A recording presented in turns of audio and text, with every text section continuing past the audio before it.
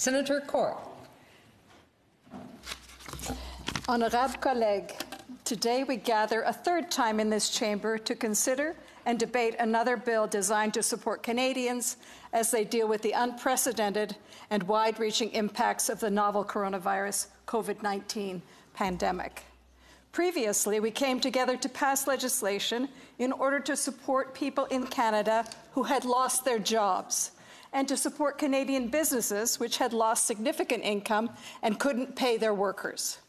Today, we are considering Bill C-15, a bill designed to provide income support to students, our young people, those who are unable to find work due to COVID-19. Colleagues, this new bill is the latest effort by our federal government to meet the needs of those left vulnerable by the pandemic. The pandemic has laid bare the situations of many vulnerable groups in our society and around the world. Those in long-term care homes accounting for a tragic and shocking 79% of COVID deaths in Canada, people with disabilities requiring home care, Indigenous and remote populations, our incarcerated citizens, women and children at risk of abuse trapped in unsafe homes, and people living in poverty in Canada and the Global South. Vulnerable groups are the ones we need to pay special attention to and provide extra care, supports, and protection. This is what enlightened and humane societies do. The success of our overall pandemic response will be judged on how well we did in caring for these groups. While we may not think of students as necessarily being a vulnerable group, they, like the other workers supported through the two previous emergency response benefits, are vulnerable economically, and their overall sense of well-being is very much at risk. Our economy and society are also at risk if these important present-day and future contributors do not receive the timely and adequate supports they need now. The support provided through Bill C-15 is designed to help students pay for their food, their rent, and fall tuition expenses, and also to put their minds at ease. Exactly 4 years ago today, I had just returned from taking 4 St. Francis Xavier University students on an exchange trip of a lifetime to Haiti.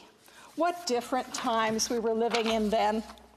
One of those student leaders, Rebecca Masai from Calgary, was scheduled to walk across the stage at Convocation this Sunday, and she had invited me to attend.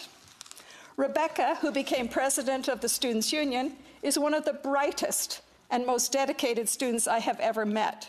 She told me recently that given the uncertainty and contraction of the summer job market, she needs and will apply for the new Canadian Emergency Student Benefit. The CESB will provide much-needed support to her and to many other Canadians. She is one of up to 1 million students and recent graduates who are expected to apply for this very important benefit. A further 800,000 are deemed eligible for the Canadian Emergency Response Benefit, the CERB. The projected 1.8 million students is a significant proportion of the estimated 2.1 million post-secondary students in Canada. In addition to the new CESB, the government has increased its summer jobs program, introduced the new voluntary service grants, doubled grants for the fall for low and middle income students, increased loan amounts available, reduced to zero the student contribution amounts for eligibility, and provided significant and much welcomed extra funding supports for student research. An additional $75 million investment has been pledged to the Post-Secondary Student Support Program, Métis Education Strategy, and the Inuit Education Strategy. These wraparound complementary supports will provide important incentives for students to continue or commence their studies this fall. That's what this is about, encouraging them to continue. When seeking feedback on the CESB from students and their representatives, the overall response was positive. And in fact, many of these groups had vigorously lobbied the government for this critical support. The Canadian Alliance of Student Associations have said, and I quote, CASA was pleased to see an investment was made to capture students not covered by the CERB. This is going to be a difficult summer for students, with many struggling to find the work necessary to pay for their tuition in the fall. Adam Brown, chair of CASA, said, and I quote, $9 billion in aid is a great sign that the federal government cares and is listening to the needs and concerns of students during this unprecedented time. It is key to ensuring that all Canadian students and recent graduates are protected during this pandemic, ready to return to classes and the workforce once physical distancing measures are reduced. Clancy McDaniel, Executive Director of Students Nova Scotia, said, and I quote, overall, this is an incredible and welcome initiative. We are a province where many of the jobs in tourism, hospitality, and food service have dried up as a result of COVID-19. Therefore, the CESB will go far here, unquote, end of quotes. Positive improvements to the original CESB program include incentives for students to seek employment where possible, and also that higher level of funding, $250 more per month, than had been originally announced for students with disabilities and those with dependents. The main concerns expressed by students about this CESB are that the benefit is lower than the $2,000 CERB, and that international students have been left ineligible for this benefit. Sophia De Calzi, national chairperson of the Canadian Federation of Students, said, and I quote, it's a myth that all international students are wealthy and that many of them are now in a very precarious position without a source of income, end of quote. I can certainly verify her point. Many international students I have known over the years, particularly those from Africa and other regions in the global south, work long hours throughout the school year and then through the summer without getting to go home to be able to pay for their highly prized university education. Many universities, like Cape Breton University, also rely on international students as an important source of tuition revenue for their own financial stability. These students also enrich the campus experience for Canadian students, and many stay on to become important members of our communities.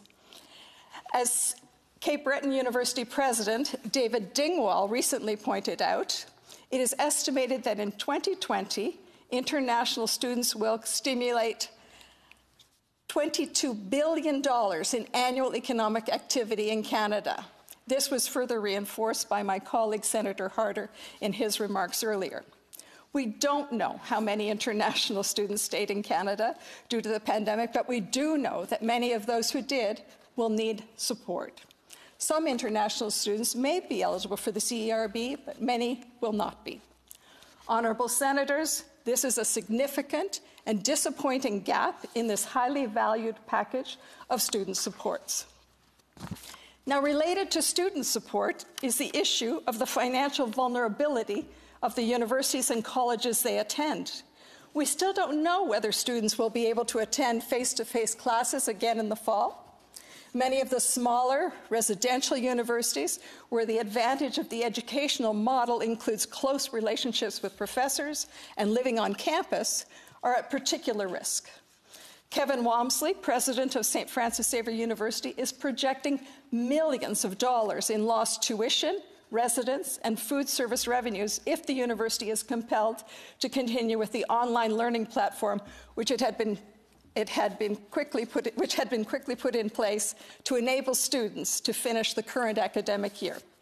Although most universities receive funding from their provincial governments, well over half their funding can be generated through these other private sources. For the moment, universities which are nonprofit, charitable organizations have not been deemed eligible for the new wage subsidy. However, this and other possible supports can be revisited if the pandemic continues to cause severe disruptions for this highly valuable sector.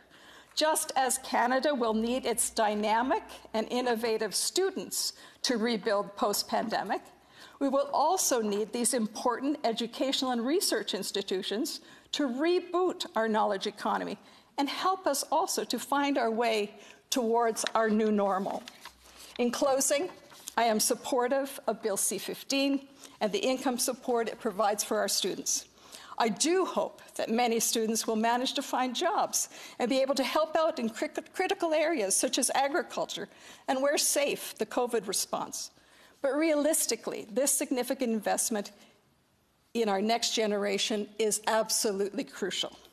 As many students across Canada are finishing up their academic year and looking into the future, especially those who are disappointed to be missing out on the immediate celebration of their hard-earned accomplishments at Convocation this spring, let's demonstrate to them that they matter, that we are here for them.